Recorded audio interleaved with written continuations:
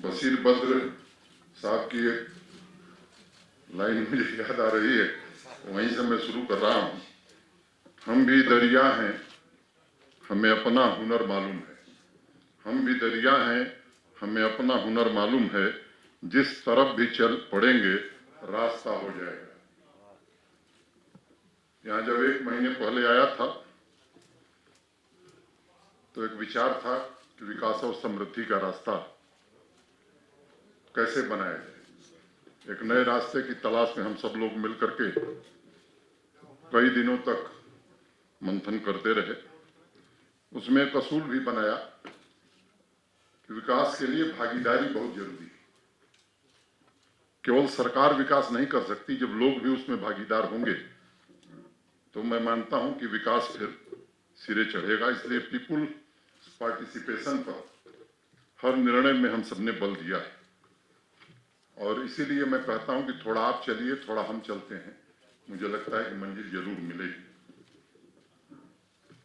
यहाँ की एक विशेष परिस्थिति है।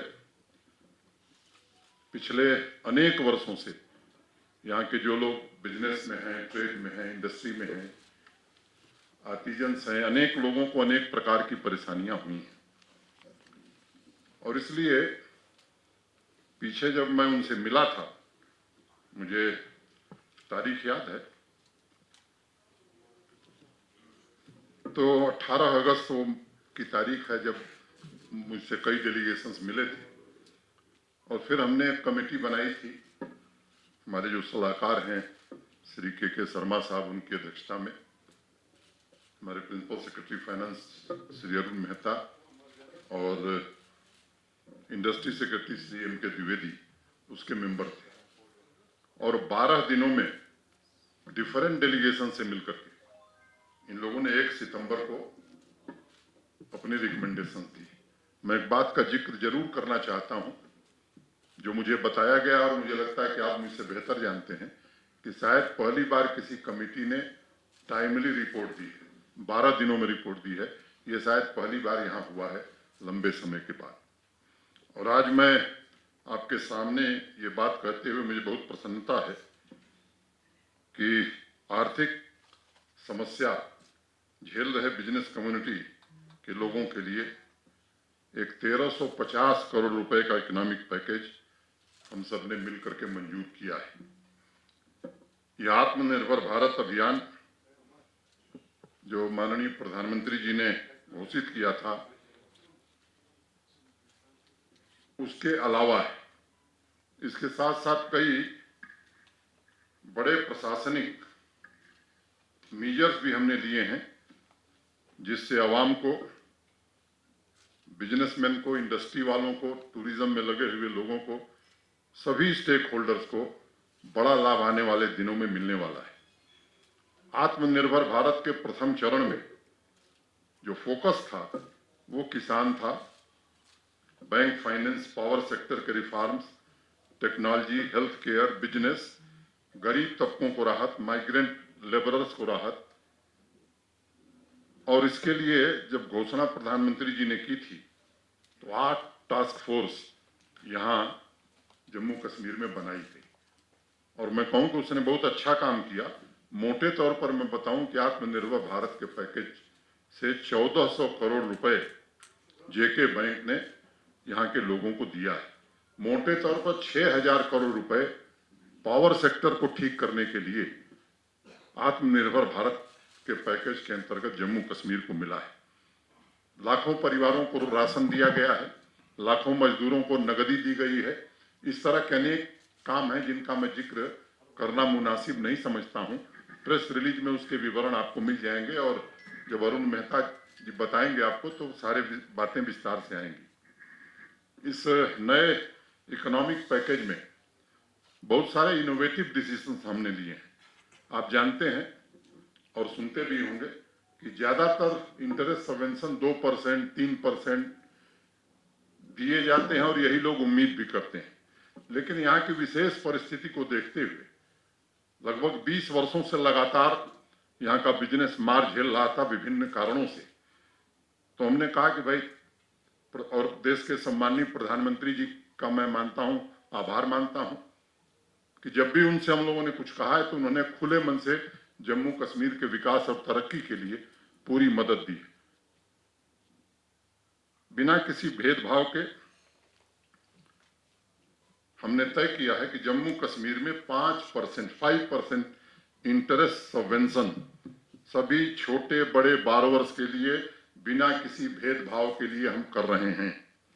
ये बहुत महत्वपूर्ण बात है और मैं अनप्रेसिडेंटेड इसे कहूंगा कि 5% का इंटरेस्ट सबवेंशन बिना किसी भेदभाव के, स्मॉल स्केल इंडस्ट्री हो, मीडियम हो, बड़ी इंडस्ट्री हो, जिसने जो भी बारोवर है बिजनेस से रिलेटेड, ट्रेड से रिलेटेड, इंडस्ट्री से रिलेटेड, उसको 5% इंटरेस्ट सबवेंशन हम दे रहे हैं। कोई डिस्क्रिमिनेटरी क्राइटेरिया हमने नहीं रखी और इसमें कुल 950 करोड़ रुपए जम्मू कश्मीर यूटी का प्रशासन डायरेक्ट सीधे मदद कर रहा है। इससे मैं मानता हूं कि अनेक लोगों को लाभ भी होगा, लाखों लोगों के लिए एम्प्लॉयमेंट जनरेट होगा और एक जो बड़ी चर्चा यहाँ चलती है, मैं समझता हूं कि एम्प्लॉयमेंट जनरेशन का रास्ता आज हम इस पैकेज के माध्यम से खोलने जा रहे हैं। The interest subvention will be available for 6 months in the current financial year, and I am sure this will be a huge relief given the current situation. इस स्टिमुलस पैकेज में एक और महत्वपूर्ण बात है, हमने 1 साल के लिए बिजली और पानी के बिल में 50% की रियायत दी है, जिस पर करीब 105 करोड़ रुपए हम खर्च करने जा रहे हैं। वो किसान हो, आम परिवार हो, बिजनेस, ट्रेड, इंडस्ट्री, सबके लिए ये निर्णय हमने किया है। कोरोना संकट के कारण बस ड्राइवर्स हैं, टैक्सी ड्राइवर्स हैं, ऑटो ड्राइवर्स हैं, कंडक्टर्स हैं, इन्होंने भी अपनी पीड़ा कमेटी के सामने बताई और इस व्यथा को हम समझते हैं और इसलिए हमने तय किया है कि एक एप्रोप्रिएट मैकेनिज्म बनाकर उनकी भी हम मदद करने जा रहे हैं। आर्थिक संकट झेल रहे जो आवाम है, सामान्य आदमी, चाहे वो हाउस बोट ओनर्स हो, ट्रांसपोर्टर्स हो, शिकारा वाला हो, टूरिस्ट गाइड्स हो, पिट्ठू वाला हो, पोनी वाला हो, इस तरह के जितने लोग, उनके लिए भी हम एक स्ट्रक्चर्ड व्यवस्था बना रहे हैं, जिनको हम आर्थिक मदद जिस तरह से कंस्ट्रक्शन लेबरर्स को दी जा रही है, उन्हें भी दी जाए, इसका इंतजाम भी हम कर रहे हैं। Stamp duty, also stamp duty is exempted up to March 2021 in case of all borrowers. Important line है, जरा इसको ध्यान से मैं इसीलिए दोबारा पढ़ देता हूं। Stamp duty is exempted up to March 2021 in case of all borrowers.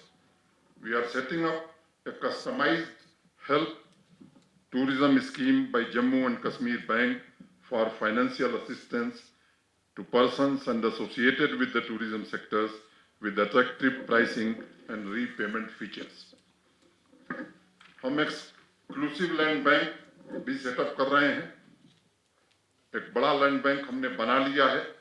इसके अलावा इंडस्ट्रियल स्टेट में वेयर हाउस सेटअप करने के लिए और इस लैंड बैंक में फूड पार्क सेटअप करने के लिए जमीन भी हम मुहैया कराएंगे और उनकी मदद भी करेंगे। इसके लिए भी हमने निर्णय किया है।